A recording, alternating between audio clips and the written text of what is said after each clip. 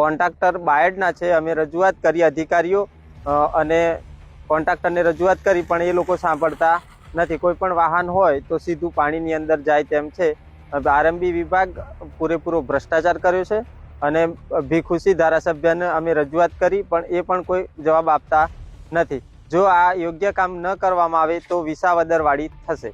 ગ્રામજનોની આ રજૂઆત સરકાર સુધી પહોંચે તે માટે 8 નવેમ્બર 2025 શનિવારના રોજ તમારા પ્રિય જમાવટના સોશિયલ મીડિયા પ્લેટફોર્મ પર આ વિડીયો અપલોડ કરવામાં આવ્યો હતો, જેની અસર હવે દેખાઈ છે. અરવલ્લી જિલ્લાના માથાસુલિયાથી અણદાપુરને જોડતા બ્રિજની કથળતી હાલત વિશે ગ્રામજનોએ આ વાત કરી હતી. રેલિંગ 3 ફૂટ નીચે હોવાથી અકસ્માતની શક્યતા હોવાની ગ્રામજનોએ ચિંતા વ્યક્ત કરી હતી. પરંતુ હવે તંત્રએ ગ્રામજનોની આ રજૂઆતને ધ્યાને રાખી છે અને કામ શરૂ કર્યું છે.